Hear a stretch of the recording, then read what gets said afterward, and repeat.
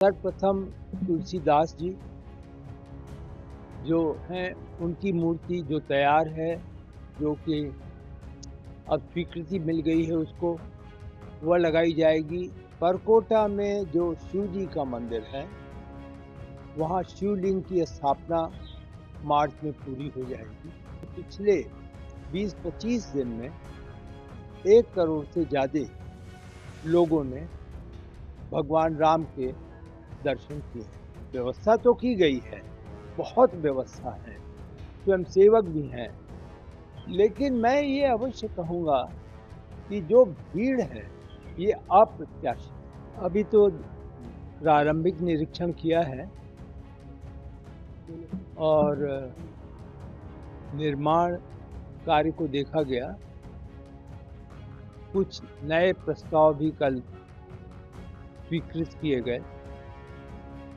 विशेष रूप से जो निकासी का मार्ग है वर्तमान में, अब वहाँ पर यह सोचा गया है कि जूते चप्पल रखने की व्यवस्था 2 स्थानों पे होनी चाहिए, जिससे यात्रीगण जो हमारे श्रद्धालु हैं उनको सुविधा मिले।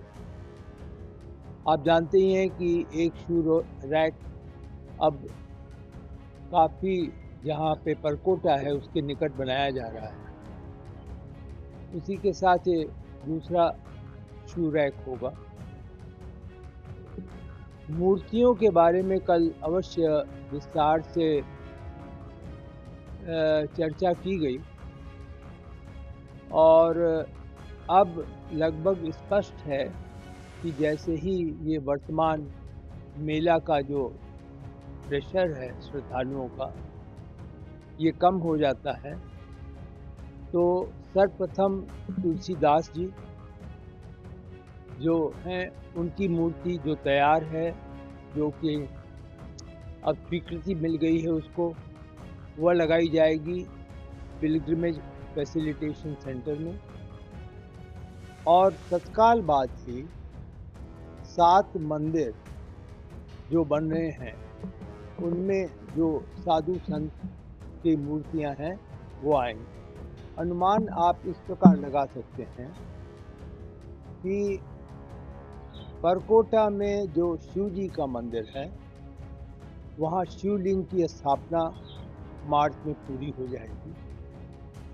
7 मंदिर जो हैं वहाँ पर मूर्तियाँ लग जाएंगी और तुलसीदास जी की मूर्ति पिलग्रिमेज फैसिलिटेशन सेंटर में लग जाएगी। एक मुख्य मूर्ति आप सभी उत्सुक होंगे, वो राम दरबार है। राम दरबार का अंतिम मुआयना जयपुर में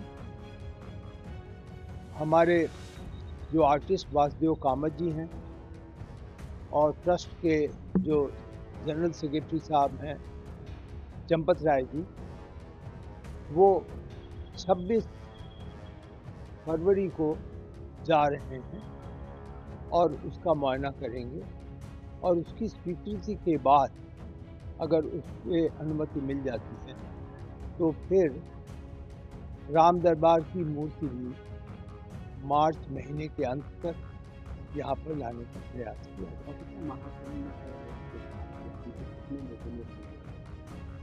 जाए। यह अनुमान किया गया है क्योंकि हमारे यहाँ तो आप जानते हैं तकनीकी दृष्टि से उसको मापदंड की व्यवस्था है, तो यह अनुमान है कि पिछले 20-25 दिन में 1 करोड़ से ज़्यादा लोगों ने भगवान राम के दर्शन किए।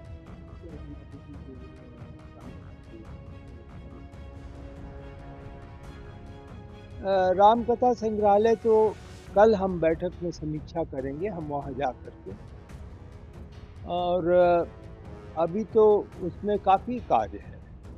अभी तो एक अंतिम रूप जो किया गया है वो ये है कि सभी गैलरी जो हैं उसमें क्या हम रखेंगे, किन वस्तुओं को रखेंगे, उसको अंतिम किया गया है। उसके अनुसार अब जो वहाँ पर आवश्यक निर्माण करना है वो किया जाएगा। जैसे किस गैलरी में एसी की व्यवस्था होगी, किस गैलरी में बिजली किस प्रकार की व्यवस्था होगी, किस ऊंचाई पर स्टैंड बनेगा और क्या तकनीकी माध्यम होगा जिसके ज़रिए किया किया जाए। तो इसकी समीक्षा की जानी है।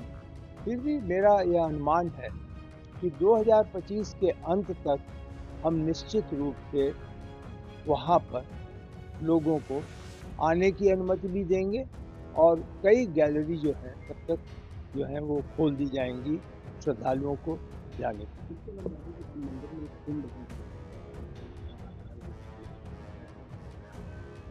दो अलग-अलग यदि आपके कुंड का मतलब है तो एक तो ये जो 7 मंदिर हैं, इस 7 मंदिर के बीच में एक जल का जो है व्यवस्था की जा रही है, जो कि सामान्य रूप से लोगों को वास्तु की दृष्टि से भी यह समझा जाता है कि उसकी आवश्यकता होगी। तो वह कुंड एक बनेगा और उसकी खुदाई शुरू हो गई है, उसकी सभी तकनीकी आवश्यकताएं की पूर्ति हो गई है और एक कुंड जो एक तरीके से आप हवन या यज्ञ कुंड की बात करें, यदि आपकी कल्पना वह है, तो जो पुराना मंदिर है जिसको कि अब हम लोग एक तरीके से जहाँ पे भगवान थे, जहाँ विराजे थे इतने वर्ष, उसको हम लोग एक तरीके से ऐसा बनाने का प्रयास करेंगे कि जो श्रद्धालु वहाँ पर दर्शन करने जाना चाहते हैं, क्योंकि आपको मालूम है कि जो वहाँ पर हनुमान जी थे रामलला के साथ, वो हनुमान जी की मूर्ति वहीं पर है। तो हम उसको जो है एक मंदिर का स्वरूप दे करके और एक तरीके से छोटा सा लेकिन आकर्षक मंदिर, जो कि एक तरीके से इतिहास भी है और यह याद दिलाता है, वह वहाँ पर उसकी पूर्ति की। बहुत ही लगातार महाकुंभ को श्रद्धालु लाखों की संख्या में अभी तक 3 नंबर गेट खोल दिया गया है। भविष्य में अगर भीड़ बढ़ती है अभी 26 तारीख को तो क्या निकासी की और कोई मार्ग है? अभी देखिए, एक आपको मालूम ही है कि न्यास ने कुछ ज़मीन ली थी, तो वह ज़मीन जो है वह निकासी के मार्ग से जुड़ी हुई, तो उसको भी अब खोल दिया गया है, 3 नंबर गेट भी खोल दिया गया है और लगभग जितने मार्ग हैं वहाँ पर बाहर निकलने के, उन्हें किया जा रहा है। मुख्य जो इस समय चैलेंज है, वह एक तो अंदर पहुँचने का, जहाँ की भगवान के समक्ष लोग रह रहे हैं, उनको 1 सेकंड 2 सेकंड का समय मिल पा रहा है।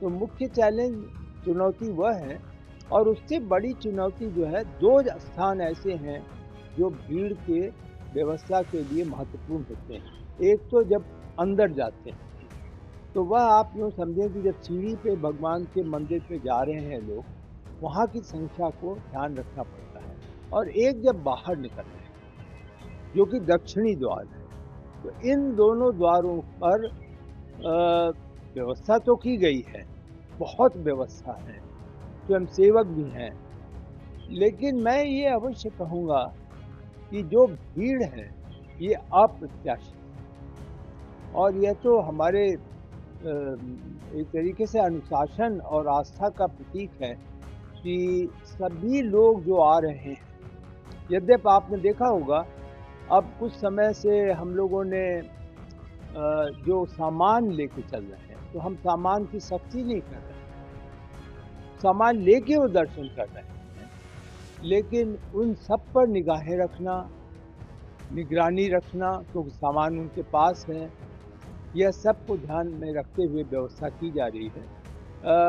मैं ये अवश्य कहूँगा कि न्यास के लोग जो जिम्मेदार हैं और जो स्वयंसेवक हैं और जो प्रशासन है जिले का, वह तो महत्वपूर्ण होता ही है। सबने मिलकर एक बहुत बड़ा दृष्टांत दिया है कि किस प्रकार से यहाँ कार्य किया जा सकता है। बाबू जी, पूरे 1 साल में जब से रामलला विराजमान हुए हैं, सबके अनुमान के मुताबिक 700 करोड़ रुपए लोगों ने दान दिए।